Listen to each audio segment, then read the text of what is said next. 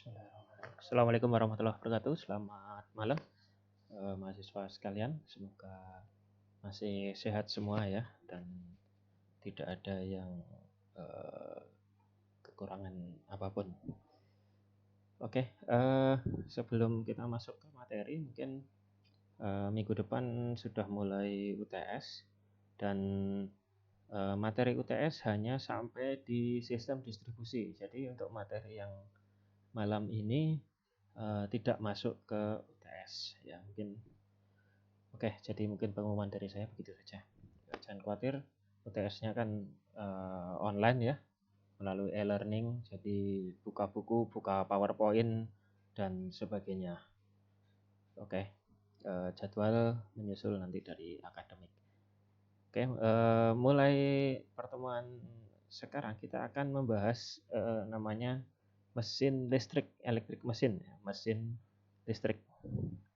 Dan malam hari ini kita akan bahas tentang transformer.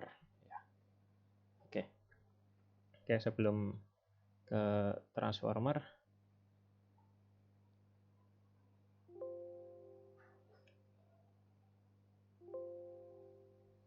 ini kok malah bunyi apa ini? Ya. Ini ada jenis-jenis mesin listrik yang biasa kita kenal, transformer yang akan kita bahas malam ini. Kemudian kalau transformer ini dari elektrik ke elektrik ya, energi elektrik ke energi elektrik, hanya bisa untuk AC saja, untuk arus bolak-balik. Kemudian ada generator, ini dari energi mekanik ke energi listrik, bisa AC bisa DC. Kemudian motor ini dari sebaliknya, elektrik ke mekanik, dari AC ke DC. Namun ini biasanya kita nanti tidak bahas generator apa, motor apa, tapi kita membahasnya adalah nanti ada mesin AC di mana ada generator AC dan motor AC. Kemudian berikutnya adalah mesin DC, generator DC dan motor DC. Nah, prinsip kerjanya seperti ini. Untuk trafo dan generator ini berdasarkan hukum Faraday saja. Ini adalah tegangan induksi. Ada lilitan, ada perubahan flux, dflux per dt ini berarti perubahan flux, maka akan muncul tegangan terinduksi. Sedangkan untuk motor listrik ini menggunakan hukum Lorentz ya, di mana ada gaya Lorentz yang dihasilkan F sama dengan Q E plus V cross B. Yang huruf tebal ini adalah besaran vektor, yang bukan besaran vektor, hanya muatan listrik saja. Oke, mungkin prolog mesin listriknya hanya sampai situ. Sekarang kita masuk ke transformer, dan hari ini kita tidak akan selesai di satu pertemuan tentang transformer, tapi kita hanya tarik di prinsip kerja, rangkaian ekivalen, parameter trafo, kerja paralel, dan efisiensi maksimum. Jadi belum sampai ke jenis-jenis trafo, ini masih dasar ya. Oke, trafo sendiri pada dasarnya itu ada 4 buah komponen utama. Ada kumparan primer, biasanya dikasih logo atau lambang 1. Misalkan R1, X1 itu berarti dia letaknya di kumparan primer. Kalau yang sekunder, logonya ada 2, misalkan X2. Nah, itu berarti dia reaktansi di kumparan sekunder. Sedangkan yang terakhir adalah inti besi. Ini biasanya dikasih simbol C dan M. C ini core inti. M ini magnet, karena di inti itu mengalir medan magnet. Nah, oke, ini rumus dasar. Saya pikir di zaman SMP atau SMA sudah pernah ya, bahwa perbandingan antara lilitan 1 dan lilitan 2 ini sama dengan biasanya V1 per V2, tapi sebetulnya ini kalau ideal itu V1 per V2, tapi sebetulnya yang lebih tepat itu E1 dan E2. Nah, nanti apa bedanya E dan V nanti akan kita lihat di rangkaian ekuivalen berikut. Nah, ini rangkaian ekuivalen cukup rumit, yang jelas.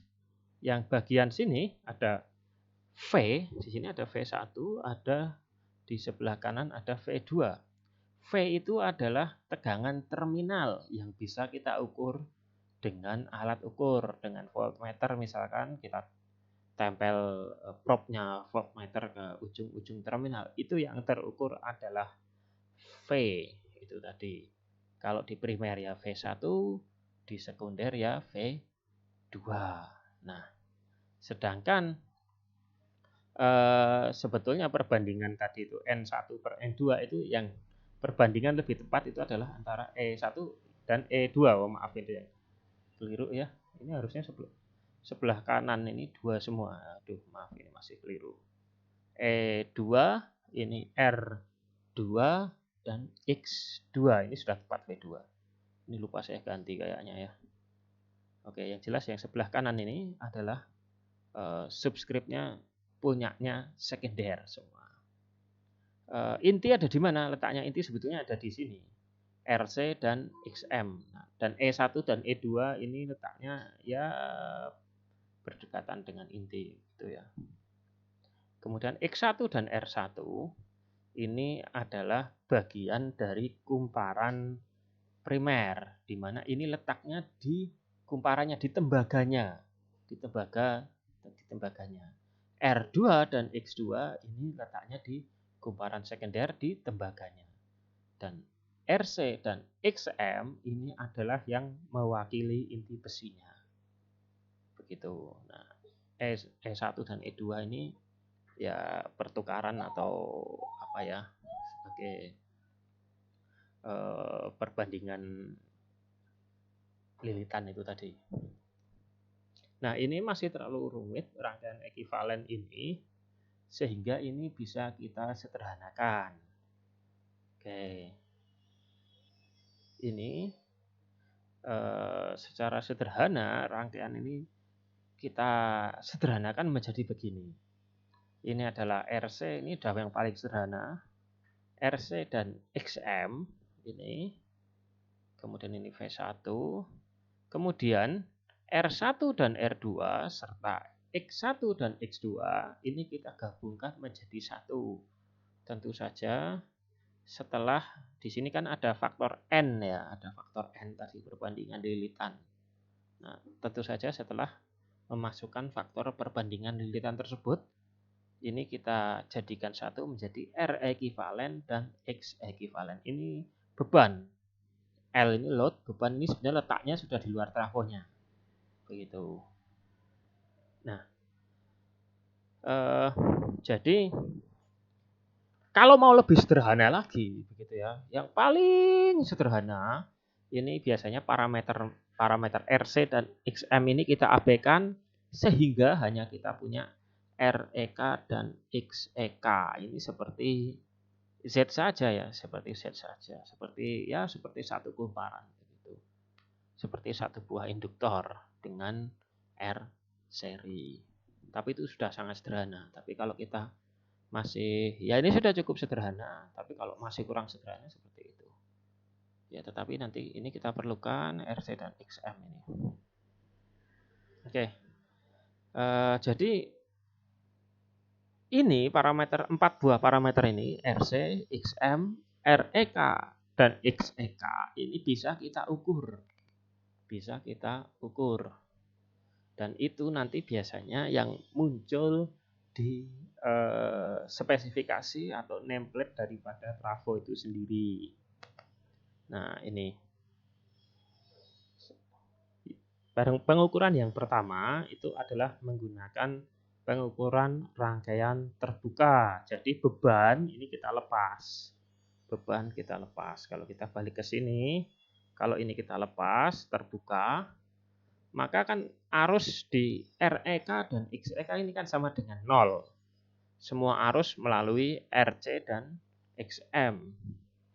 Nah, jadi seperti ini. Kita pakai ada voltmeter, wattmeter, dan ampermeter. Nanti yang akan diukur adalah RC, dan XM. Kita mendapatkan P0 tegangan daya rangkaian terbuka, I0 arus rangkaian terbuka, dan V1. Ini I0 di sini, P0 ada di sini, dan V1 ada di sini. Nah, ini nanti kita akan mendapatkan nilai-nilai RC dan XM. Nah, kalau kita sudah punya P0, I0, dan V1, kita bisa hitung cos P0-nya berapa. Ini. Kemudian IM sama dengan I0 sin P. P-nya kan sudah kita dapatkan duluan. Kemudian IC, mana nih? Nah, jadi di sini ada IC yang mengalir di RC, ada IM yang mengalir di XM.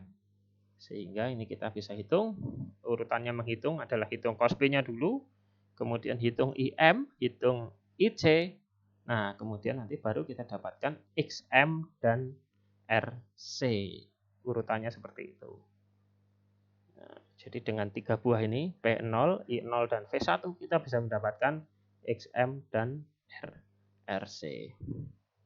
Oke, parameter yang kedua, pengukuran yang kedua, ini adalah pengukuran hubung singkat. Jadi di beban di sini, ini kita hubung singkat. Loh, RC sama XM-nya kemana, Pak? Nah, RC sama XM itu arusnya sangat kecil, sehingga bisa diabaikan di sini. Sehingga dianggap semua arus melalui REK dan XEK.